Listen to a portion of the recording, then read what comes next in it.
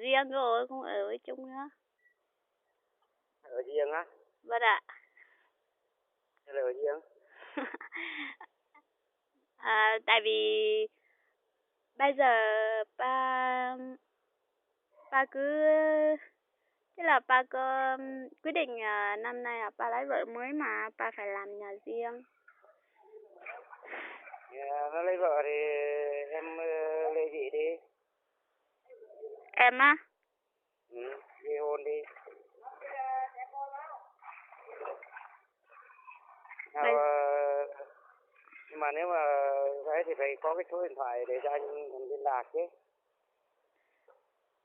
Em xin lỗi, cái máy của em là em hôm là em về tới nhà là ba thu cái máy của em, bây giờ là ba làm cái máy nó hỏng rồi. Làm cái máy nó hỏng, còn cái sim nó thì ba cũng vứt rồi. Nhưng mà vẫn còn nhớ số anh chứ? Số anh thì hết đợt này cũng nhớ mà. Nhớ khi nào có số mới á thì gọi anh. Mà nếu gọi cho anh thì giờ nó về kiểm tra tài khoản thì nó có hết tiền thì em nói gọi cho anh. Em á? Em thỉnh thoảng em cũng gọi cho mẹ mà. Nhớ anh không? Dạ? Còn nhớ anh không? Không nhớ, gọi cho anh làm cái gì? Bảo đi với anh thì không đi. Lúc trước em đi, nhưng mà anh lừa, bây giờ em không đi nữa, em sợ rồi. Không phải là lừa, em thấy đó, cái hoàn cảnh như thế đó chứ biết sao được. Em Lừa đâu. thôi em chơi có tí việc thôi. làm thì anh mới gọi em. Trước lúc đi anh nói thế gì nữa? Sao ạ? Trước lúc đi anh bảo là lúc nào anh có việc ổn định anh gọi đi. Đúng rồi. Cái hôm đấy đi thế sao nó không có việc gì làm.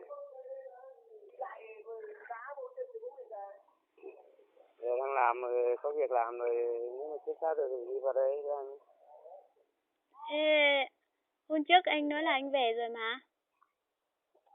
Hôm anh nói anh về nhưng mà anh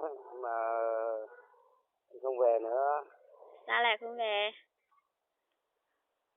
Thôi thì làm cứ đi vừa đi được mấy bữa là về rồi sao có tiền. Thế à? Mừng 2 rồi, hôm nay là mừng 1 rồi, mai là mừng 2 thì đưa chị lên chơi ở trên đây. Anh nhá? Vâng. Anh làm anh không nghỉ đâu. Mà có về đâu mà lên. Thế thì chiều nay về rồi nói với chị là ở trên đây á, nó tổ chức nhiều điều với lại nhiều thứ vui nên đưa chị lên chơi. Chị đánh bóng nhiều gì không? Thế cô em đi đánh mệt lắm, hôm nay là em nghỉ. Ba đi chơi mất rồi. Vâng ạ. Thế sắp đi, nếu mà đi được thì chừng nào thì ấy, nếu mà nó không thì cứ ly hôn đi cho nó thoải mái đã. Nó làm nhà riêng nó ở à? Vâng ạ. Làm nhà riêng thì đó, không khi nào không lấy này thì ly hôn đi. Đến khi anh còn lên, ví dụ anh bây giờ nó lên nó gặp anh, nó thù anh rồi. Thế à? Giờ nó lên, anh mà lên nó gặp anh nó thù anh lắm. Thế đừng có gặp ở trên đây.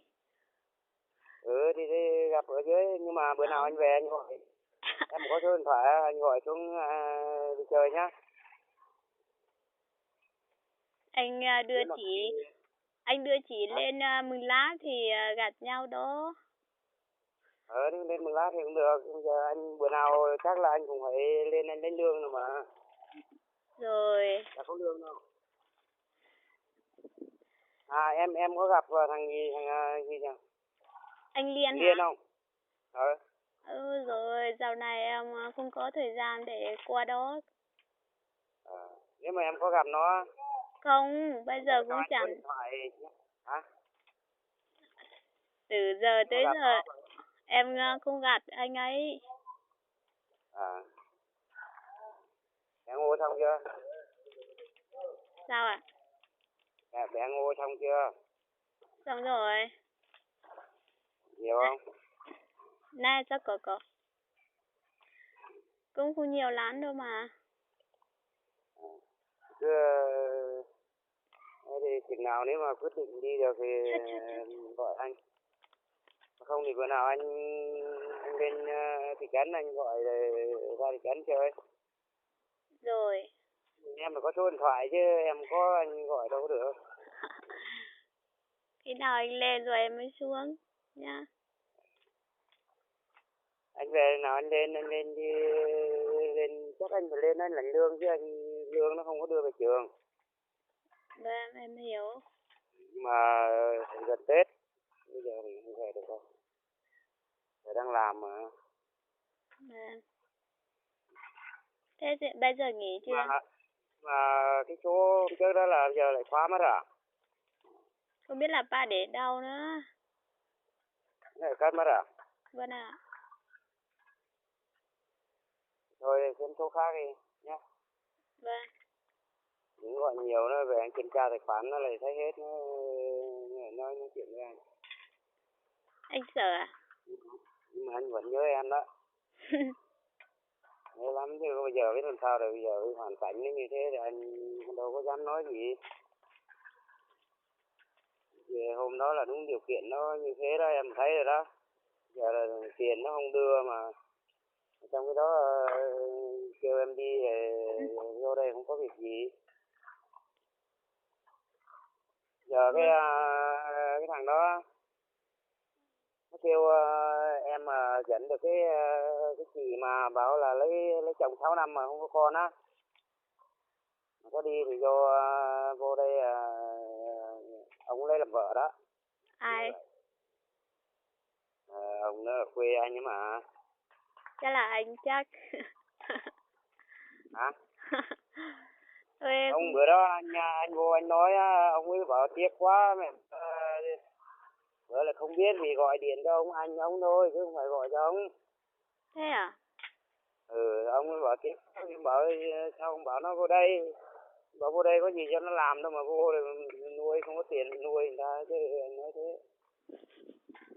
Nó bảo là bảo bữa nào có liên lạc được mang cái chị nó vô cho anh á. Vô nấu cơm cho anh luôn. Người ta cũng thầu người ta làm mà. Vâng. Thế bây giờ chưa nghỉ à? Hả? Chưa, 11 giờ kém mới nghỉ. Thế à? Làm Về trong đâu? nhà mà. À, thế à? Xây trong nhà chứ không phải làm như trước cứ làm ngoài đường. Hôm nay là ngày vui mà, sao lại không đi chơi? Mai chứ, mai vui, còn anh có vui đâu mà. Anh không có em sao anh vui được. Thế à em?